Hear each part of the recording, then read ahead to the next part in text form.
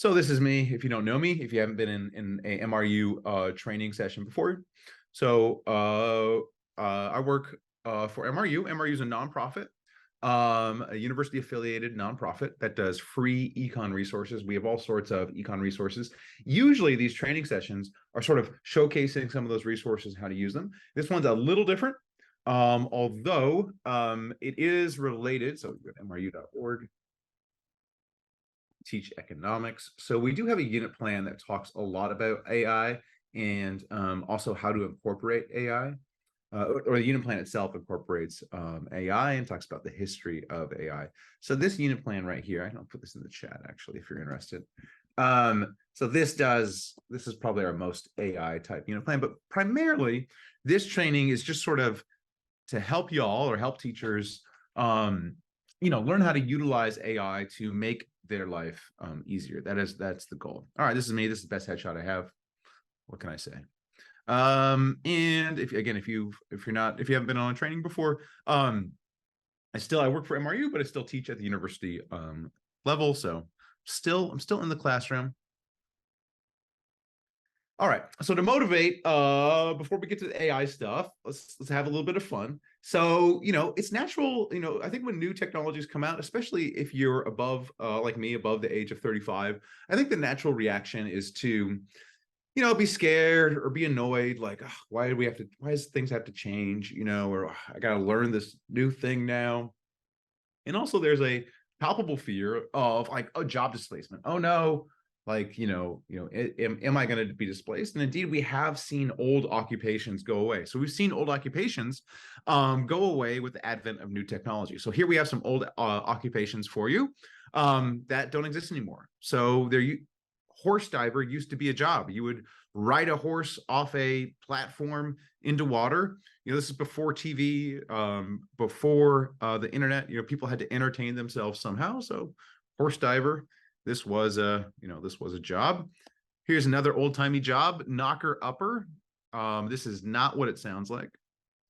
So before alarm clocks, somebody had to wake people up. So you would hire the local knocker upper to knock on your front door, wake you up in the morning.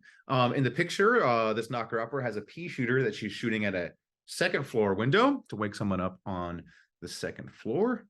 For another old-timey job, whisker damper. It used to be fashionable to have like glistening whiskers at like fancy events. So it was someone's job to go around and make sure all the gentlemen's whiskers were properly damp at these events.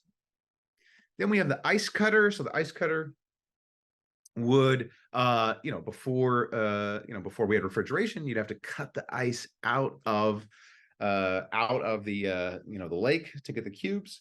So, we have seen jobs go away because of, just changes and new technologies. Now, for fun, one of these was fake. So can we guess the fake job? Just go ahead and put it in the chat. Do we have any guesses as to which of these is fake? These are classic, right? Which one is fake? Can we guess? Okay, we have some horse divers. We have some C's. We have knocker upper. Okay, all right, let's find out. Let's find out the correct answer. Let's find out the correct. Y'all are, you're much better than the 1 o'clock session or the previous training session. Y'all nailed this one. Most of you put whisker damper. Let me see. I think the first person to put it was Kevin Gates. Let me see. Yeah, Kevin Gates. So Kevin Gates, send me an email. I'll send you a MRU sticker pack for your classroom. There's my email. So send me your address and I'll send you some stickers for your classroom for being the first one to get it right. So whisker damper is indeed a fake job. And, that was just for fun. But also just to show you the capabilities of AI, because AI came up with that job. So I asked ChatGPT, can you come up with an old-time job that sounds real, but is actually fake? And so ChatGPT came up with whisker damper. And so all of this was written by AI. Now I gave it like, to prompt it, I gave it like these other examples. I said, here's sort of what I'm looking for. I'm looking for something like a knocker upper or a horse diver, sort of these funny old timey jobs that don't exist anymore. And this is what it came up with, which, great job, robot. Okay. Now, to assuage your worries, and also just to dive into some real data, let's do a storyline activity. So if you're not familiar with these, we have these throughout our lesson plans at MRU. And what they are, actually, I'll go to the next page. So what they are is basically you can do it on your phone or you could do it on your laptop. Let me put this in the chat. So you can just click on it if you'd like. And what they are is like, instead of just showing the students, here's what the trend looks like. What these are is basically the students have to guess the trend, and then they can adjust it, and then you'll get an actual score. So if y'all want to try it, and go ahead and, if you're not shy, go ahead and put your score in the chat. It'll give you, we're going to do two. So you're going to do two. The first one's going to be labor force participation. Then the next one's going to be the unemployment rate. So you're going to do both of those, and it'll give you sort of a final score at the end. So try it out. I'll try it out as well. I'll do it on my phone. So, basically you'll guess what the trend is, and then you can adjust it. Each of these blue dots, the black dot is a correct one. You can adjust it. And again, this is just a fun way to present data to students. Okay, and then you push submit, and it'll give you a score. And then on to the next one, which is the unemployment rate. All right, so I'll give you a minute to try it out. And then, like I said, go ahead and put your score in the chat. David with the 90, very nice. 73. High score from the earlier session was a 95, but the teacher had actually used this very storyline that day in class. So, not exactly a fair comparison. 88 for Ben. 74. 87. All right, looks like no one's beating David. David, send me an email. I'll get you some stickers as well. So you are the high score here. Yeah. That's my email. All right. And so if you look at this, if you look at this actual data, let me go over here. Oh, 92 for Matthew. Too late. So if you look at this, what you'll see is, all right, so we got all these new technologies coming out over the past, 200 years or so. We've had all sorts of new technologies. But if you look, just adjust this a little bit here, we don't see any sort of major collapse in the labor force participation rate.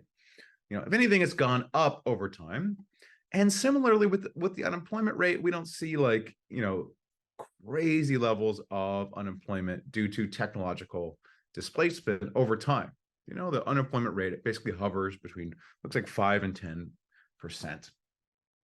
And so, just the aggregate data says, in general, we're not going to have sort of like mass displacement due to new technologies. Maybe this time it's different. And what about teachers? Okay. So there is a website called Will Robots Take My Job? You can go there. It's called Will Robots Take My Job.com. So if you put in teacher there, what you can do is you could put in different professions. And so you could put in teachers, and what it will tell you is 9% chance of automation. So very, very low chance of automation. Now, I don't know how accurate this is, but also I can tell you, and I don't know what your pandemic experience was like, but what I learned in the pandemic is I don't want my kid in my house all day long. And so I personally think we're always going to have teachers. We're always going to want to send our children someplace where they can play with other kids and also, learn from role models, place where we can trust. So, what a teacher does might change over time. But I don't think, as teachers, we need to worry that, our jobs, that, the AI is going to replace us. So then the question is, how can we use the AI to make our jobs easier? We don't, like I'm trying to say, don't be afraid. Don't be afraid of it. Okay. All right. And so we've already seen initial research. These new AI tools basically came out, last December. I remember the day it came out. I remember the day ChatGPT came out. It comes out, I see everyone's a buzz over it. I get it. I try it, and I was like, oh, this thing is, amazing. It's going to change the world. I remember I was teaching that day, and it's like the week before finals. And I showed it to my students. I said, hey, have you all seen this thing? Have you all seen, ChatGPT, And so I bring it up, I show it to my students. I was like, look at this thing. This thing's crazy. And I was teaching just like an intro to econ class. And then I get my evals back, I get the evals back, and the evals are like,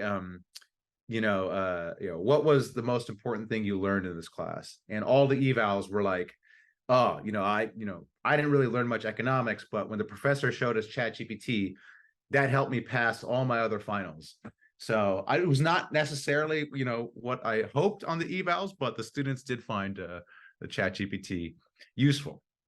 Anyways, so since ChatGPT came out, there's been some research. And so this is from, a pretty big paper, recent paper where they trained workers on ChatGPT.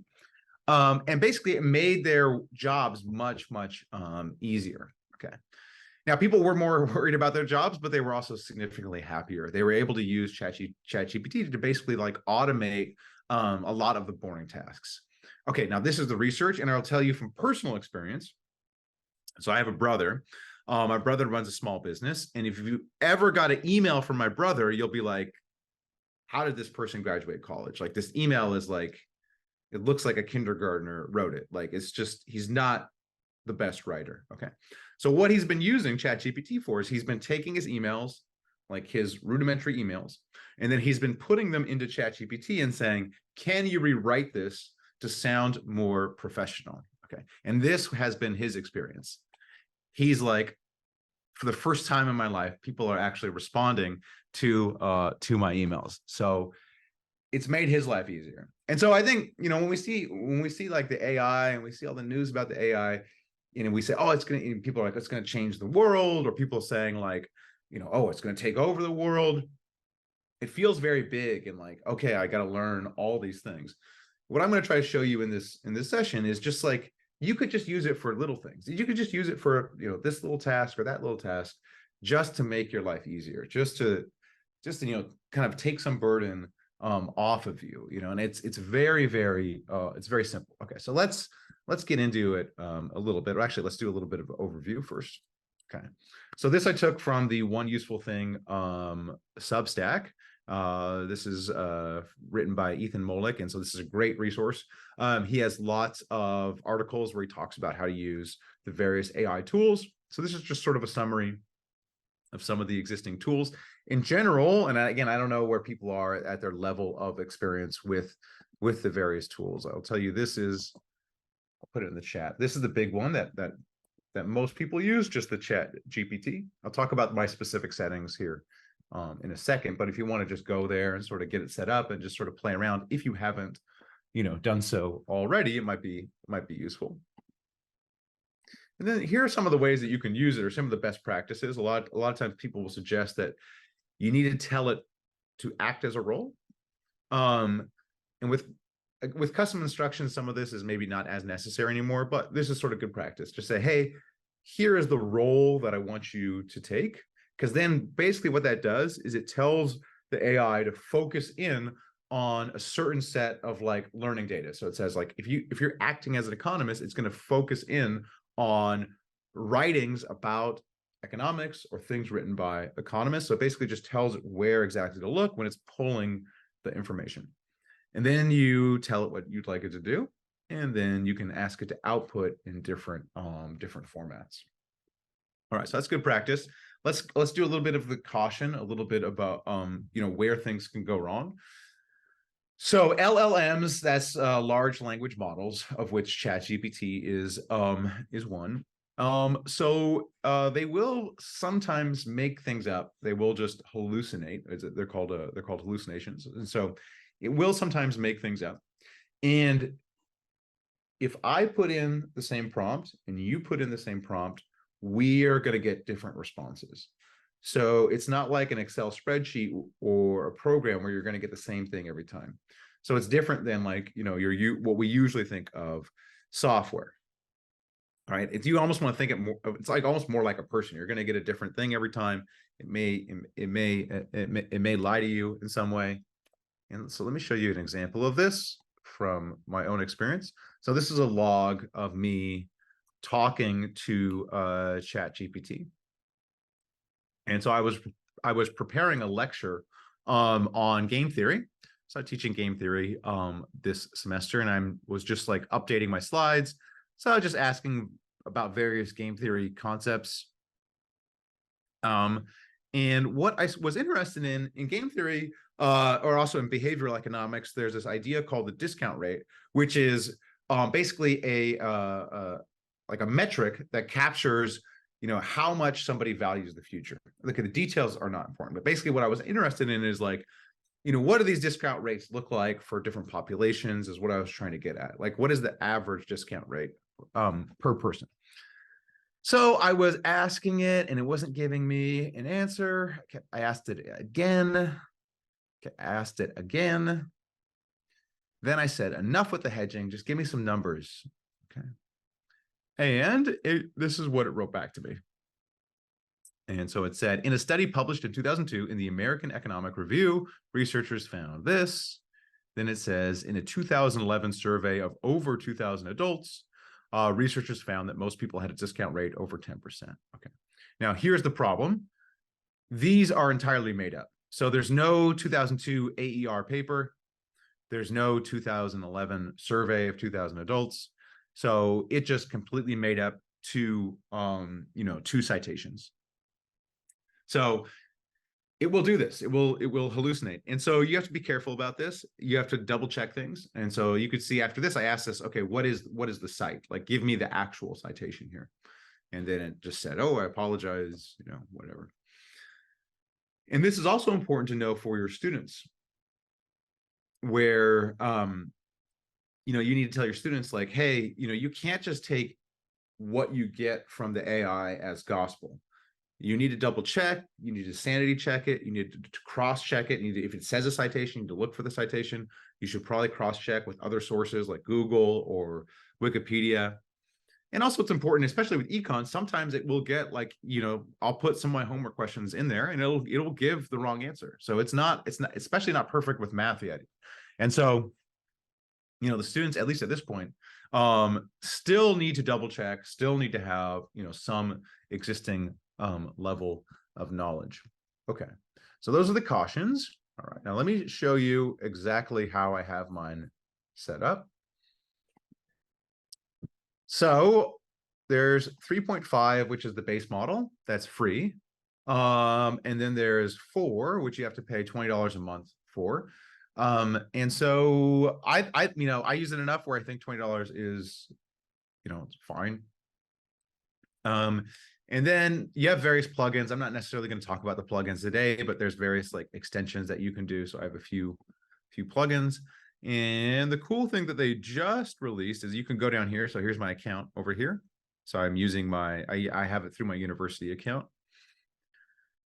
And so they have this new thing called custom instructions.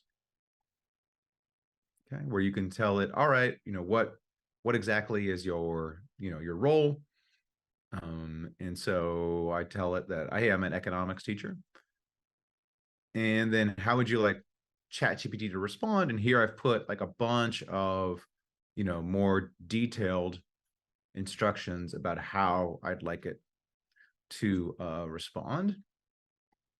Okay, and I put all those are here on this slide. So you'll get the slides at the end of the session. And a lot of these come from this teacher, Julianne Angel. So shout out to her, who a lot of these specific custom instructions come from her. Okay.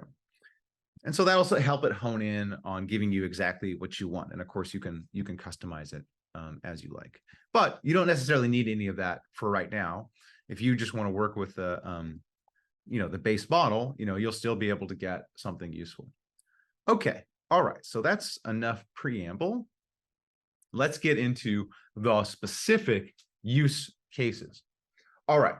So again, these are just like what I'm trying to give you is just ways to make your life easier, small little things that you can take.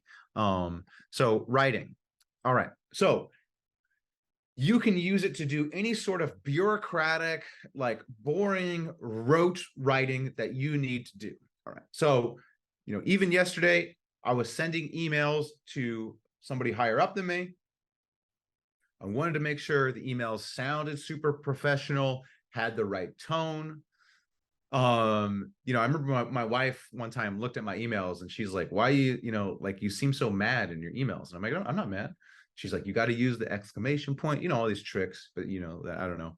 She knows that I don't know, but ChatGPT does all that. So it's like, I put my email in, I say, hey, make this sound professional, make the tone nice and soft, and it will rewrite it and make it look, great. So you can use it for any sort of writing where you need to brush things up. Applications. So I just applied to present at a conference recently. And, if you're ever applying to present at a conference, it's giving you, all sorts of stuff you got to fill out.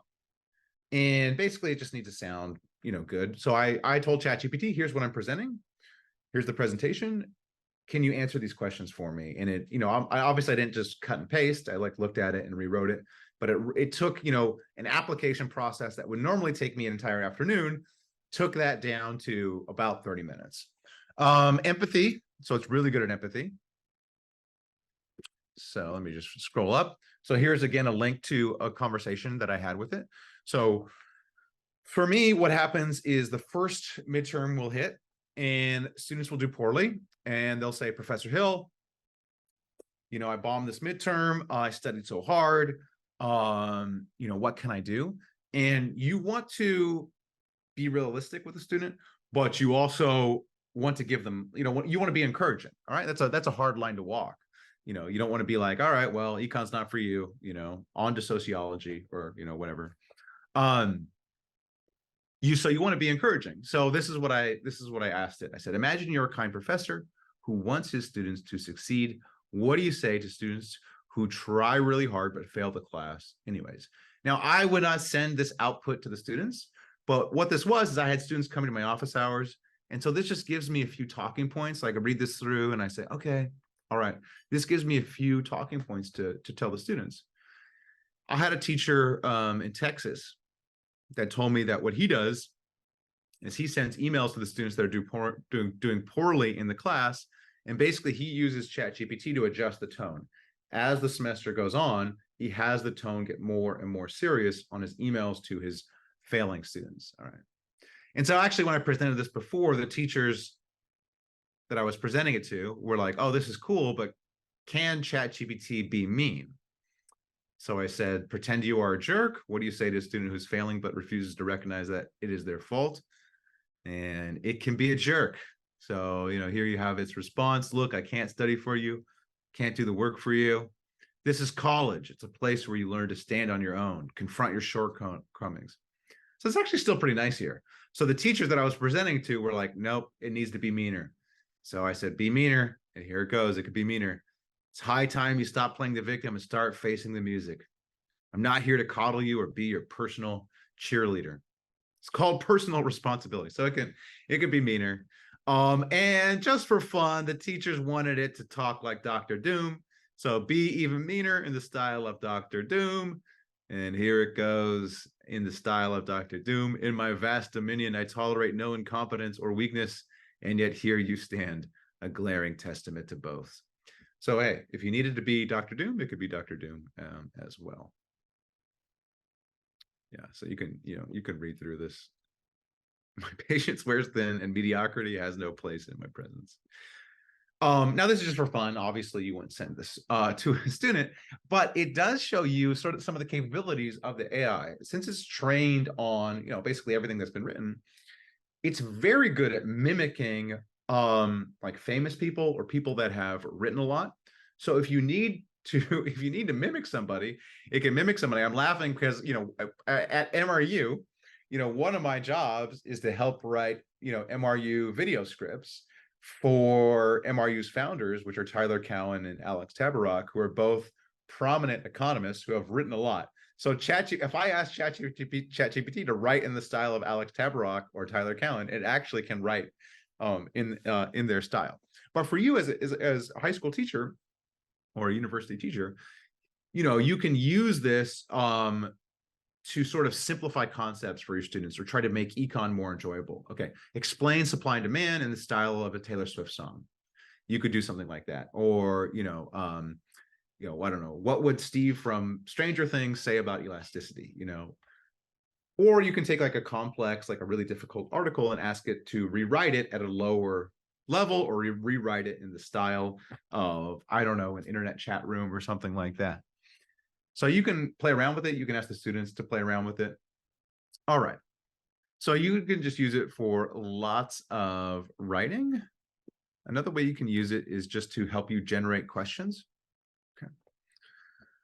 So here I have an example of a chat log where I ask it to just write a good multiple choice test question. I was looking for one on the sunk cost fallacy.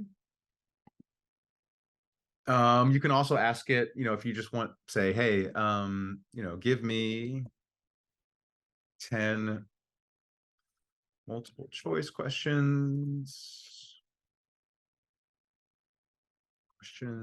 Let's do elasticity. Let's put the high school level.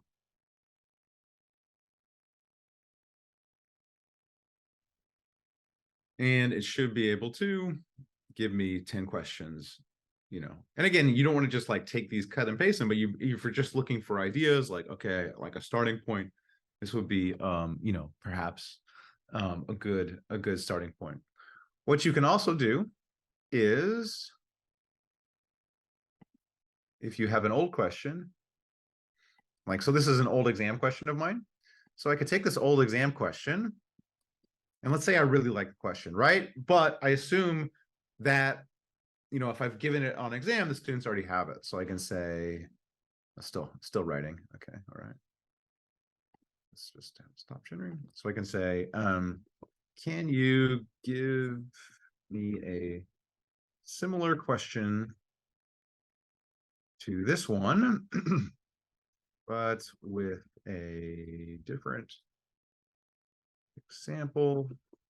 Here is the question.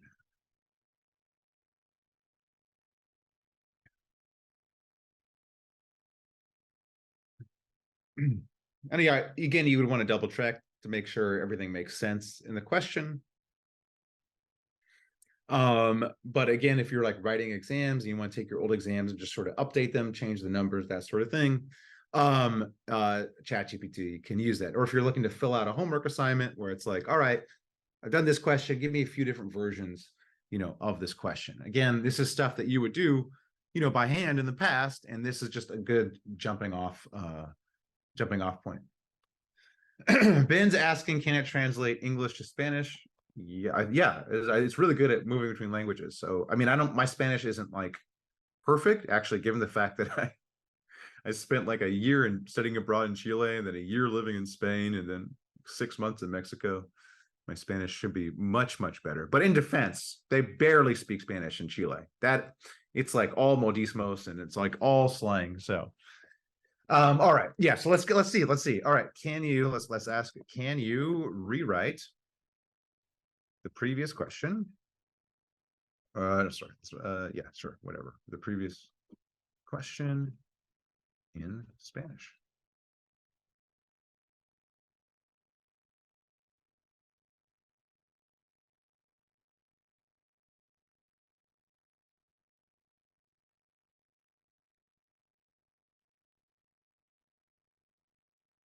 Looks pretty good to me. Although apparently my son is in Spanish immersion, first grade. He tells me they don't call cars coches, so he says they call them carros or autos. So, but it looks generally pretty good to me. Yeah. Okay. All right. So again, questions. Again, small things you could do. Make your writing a little better. Make it sound more professional. Get some questions written. Let's go back. Other things that you can use it for is rubrics. And so when I was teaching classes with essays, students always want rubrics. They always want to know like exactly how they're going to be graded. And I always hated writing rubrics, but you can use it to generate rubrics. So here's a prompt. Imagine you are a business school professor, create a rubric for an essay assignment where students announce a new product output in table format. So let me go over here and get a new chat. So again, I'm telling you its role. Hey, you're a business professor. I'm telling you the task. I need a rubric. And then I'm telling the output how I would like it to look. So I want a table. And here it comes. It's going to give me a nice rubric in table format. And again, I wouldn't like cut and paste this. I would look at this as just a starting point. Like, okay, cool. This at least gets me, going. And you could edit it with ChatGPT. You could say, okay, I don't actually need pricing strategy. Actually, let's tell it that. So it looks good, but I don't need the row on pricing strategy. I'm going to let it finish its rubric here.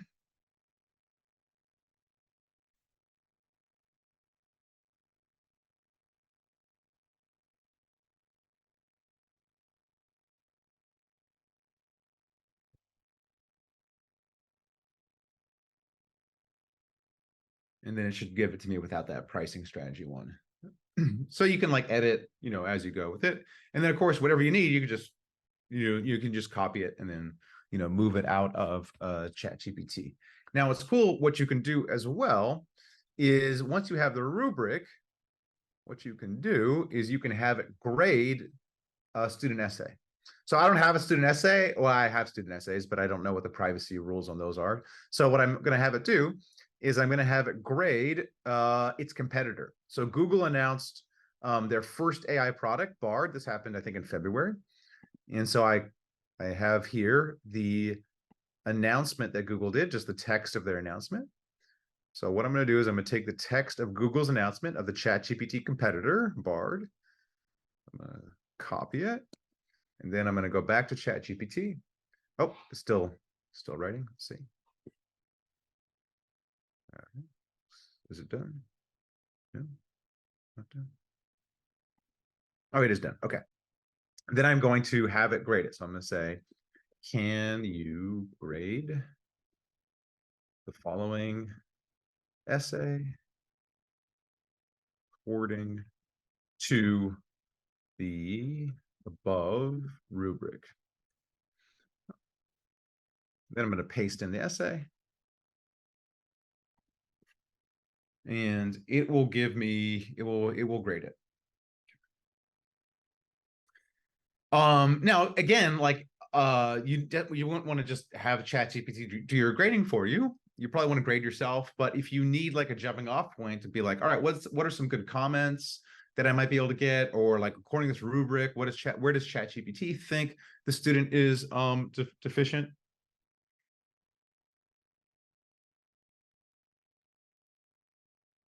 And again, so this will just be like a nice jumping off point. Okay. For for grading essays or grading whatever homework you have that you can paste into it, according to whatever parameters that you lay down. Now again, from that superstar teacher Julianne Angel, she gave me her prompt that she uses to grade student papers. And again, this is again just to give feedback to students. And many of the English teachers, I've heard of English teachers that are basically, they understand the students are going to use ChatGPT, so they actually work with the students to write essays with ChatGPT. So they say, all right, let's work on a thesis with ChatGPT. Let's work on topic sentences. And they basically will walk the students through writing the essay with ChatGPT. And what the students actually turn in is a finished essay, but also the whole chat log with ChatGPT, where they're learning how to write with it. Okay. And I think this is important too, because ultimately we know, so I teach at USC Marshall, the business school, and we have done a survey of our graduates who are working in companies, and the companies are all using ChatGPT. And in fact, the higher up you go in the company, the more they're using it. So the CEOs are all are all using it. So it's important for the students to learn the proper way to work with ChatGPT, and it can be very good at sort of rewriting things. Okay, all right. So there's a couple ways you can use it: question generation, rubrics and grading, giving some feedback. You can use it for answer keys. And so I put all my homework into ChatGPT just to see what it can do and what it can't do. And I will often give the students the output, like, here's where it went wrong. Here's me correcting it. I'll talk to the ChatGPT and say, like, all right, it looks like you missed a derivative there, or or you're misunderstanding the definition of public goods within the context of economics. So you can use it for that. For test prep, this is what I've just started experimenting with this semester, is I gave the students some of these prompts. These are prompts that were basically, this is a prompt that would work, this first prompt right here, pretty long, but what it does is it works with a transcript, or you could also use it with like a textbook chapter.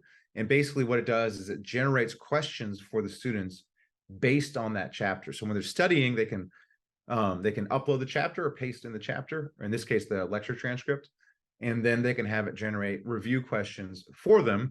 And then I have it do it in 3 steps, where it doesn't tell the student the answer, then it tells the student the answer.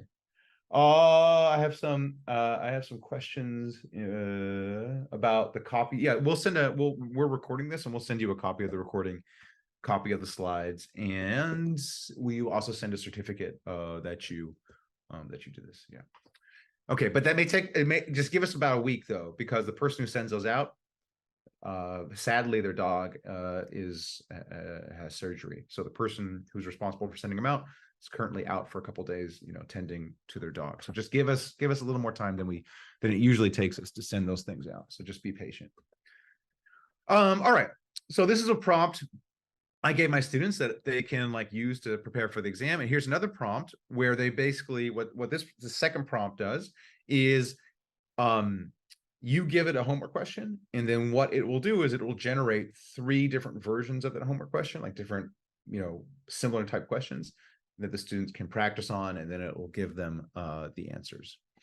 So this I gave to my students before our first midterm, which we just had 2 weeks ago, and highest grade that I've ever had on a midterm, 83%. So I don't know if it was ChatGPT. I don't know if I taught the course better this semester. I don't know if I have better students. I don't know if the exam was easy. I don't know why, but it was a full 10 percentage points higher than any average grade that I've had. So, and they weren't cheating, because it's like paper and pencil in a room. So I can rule out cheating. Well, you can never rule out cheating, but it's a similar condition. Okay, test prep. All right. And then the other thing that you may use it for, and again, this will be something that you can sort of delve into on your own time. This is, again, from Ethan Molik. He'll give you, this is the breakdown of the different, this is a breakdown of the different image generators here. So if you want to read this, it has the breakdown of the different image generators. I've sort of summarized them here. And I think OpenAI is coming out with a new version of DALL-E. I think there's DALL-E 3 is coming out soon. But anyways, at MRU, our graphic designer uses Midjourney. So again, if you want to play around with it, this is the one that we use at MRU. And so everything that we have put out recently, the art for it is all from AI. Now it's AI, it's always, it's the AI with a human. So we have a very skilled graphic designer. So he tweaks the images, and he knows sort of exactly what he wants. He knows what looks good. So he's tweaking them. He's kind of changing them. But they are the actual source of many of the images. And so I'll just walk you through one of our recent interactives. So this is an interactive we did on unintended consequences. So this image right here is AI generated. And what this interactive does is it walks through a bunch of real life policies. It's like a choose your own adventure, where the students, or the way we suggest people use it is the students will pick a policy, and then they'll see how the policy backfires, unintended consequences. And they're all based on real life scenarios that actually happened. And basically you can go down different paths, and you have different endings. Different endings are better than other ones. But all the images in this one, so if I choose poultry tariffs, these are all AI generated images. And I'll go to the funny one. Yeah, so this is so this one is, okay, we're trying to help the farmers. And so in this scenario, you help the farmers by eliminating pests. So if you pick that, you go over here. And this really happened in Australia in the 1930s. They asked the farmers what pet the farmers want eliminated, and the farmers said emus. These emus are a real problem. So Australia dispatches their military to try to get rid of the emus, and the emus won. The emus beat the Australian military. Hard to kill, I guess. Good for the emus. Anyways, so tough image to get, 1930s Australian military. So this is all AI generated, emus battling the military. So wonderful, what the AI can do. Oh, Matthew just used it. I'm getting a private message. Matthew just used this in class. I'm glad it worked. I love this interactive. This is like one of my favorite interactives that we do. So super fun. All right. So those are all the ways basically I've used. So these are all the different ways I've used AI over the past, I don't know, however long it's been, 8 or 9 months. And again, it's like what I'm trying to stress is you could just use it, to save like a couple hours a week. Right now it's not, these technological changes, often take time, and so we're sort of promised these, it's going to change everything. But what I'm trying to stress to you is here's how I've used it to make my life easier. Especially, I mean, I was just at this conference, and we had there was a deadline for this other conference, to submit, and this would have been, I would have been so annoyed to have to write this, this application, and instead, no problem, I'll just have ChatGPT help me out. It'll take me about a half hour. And I literally did it at a half hour. It was, stress-free. So, and again, I was just writing with my higher up yesterday. I wrote my email. It was my usual kind of very blunt. I put it in ChatGPT. The tone was softened. I got an email back and I was like, wow, this sounds like, a real professor with social graces wrote this email. And so, like I said, it just can make your life a little easier. And I would encourage you not to be scared if you're not using it. And hopefully you got some ideas on, how you might use it. Like I said, I'm just going to go through here. We have incorporated it as much as we can in this particular unit plan. So if you're interested, you can grab that. Here's a bunch of other resources. And again, you'll get the slides. So these are various like newsletters that talk about AI. The one useful thing one is about teaching with AI. The causal inference one links to a lot of research. And Understanding AI is a good newsletter that basically just talks behind the scenes, like how does this stuff work? These are other AI sites that teachers have recommended to me that they use. I haven't used any of these yet, but I'm going to try them out. Okay, so Diane is asking, can you elaborate on how students can use work on an essay writing? Which extension should the teacher use if they want to use it for writing? So I would just go in here, just with the basic ChatGPT. And so, it depends on the essay prompt, but so let's say, I'm trying to think of a good essay. Oh, let's say we're doing a debate about the minimum wage. Okay, so I would say something like, so I am writing an essay about the minimum wage. My thesis is minimum wage should be higher.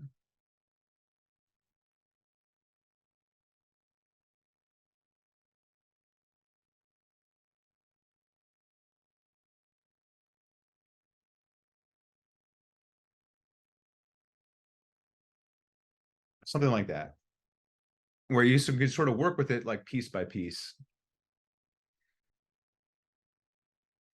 to get feedback, and then so they can rewrite. So now it's giving me some potential options.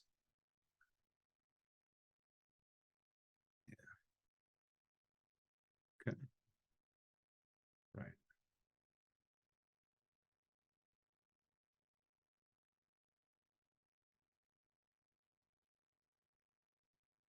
All right. So something like that, or we even think about the open for the essay, what is a good open essay?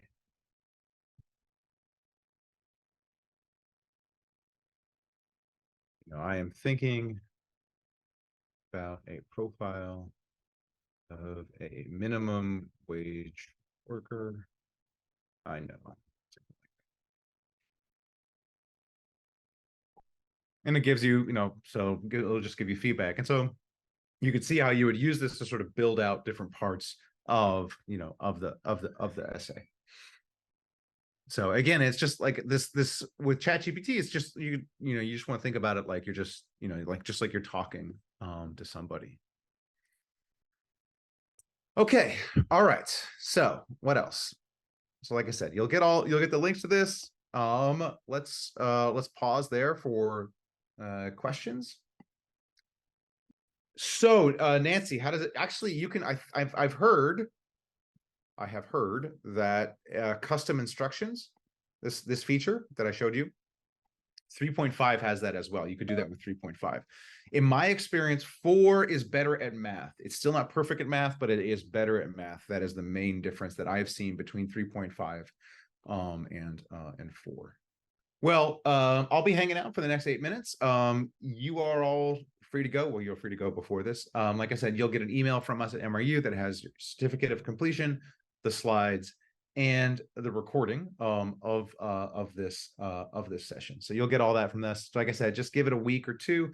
And then we have 2 sticker winners. Our 2 sticker winners was Kevin. I think I'll go back in the chat to see. We have Kevin and David. Okay. All right. So if you haven't already, send me your physical address and I'll send you some stickers. And soon those stickers, we should have those stickers available to order as well. So for people that are feeling like they missed it. Geneva's asking me when the next webinar is. That's above my pay grade, Geneva. But you can find all our MRU webinars. Go to here, free high school teacher trainings. So teach economics, and you come down here to free high school teacher trainings. So let's see when the next one is. October 18th, Econ Games for the classroom. After that, using the news to teach econ, and then teaching intro. Look like the ones we have this fall. But, if you have suggestions for webinars, you can always email me, since Ariel and I are pretty much the ones who do the webinars. So whatever you're looking for, we can offer more of these. These ones have been very well attended. So we're happy to do this. Thank you all for coming. Thank you for teaching economics, the best topic. If you'd like to attend a future event, visit our teacher trainings page linked in the description. Sign up for our 5-day career readiness and budgeting for the Age of AI unit plan here, or check out our playlist of videos aligned to CEE economic standards.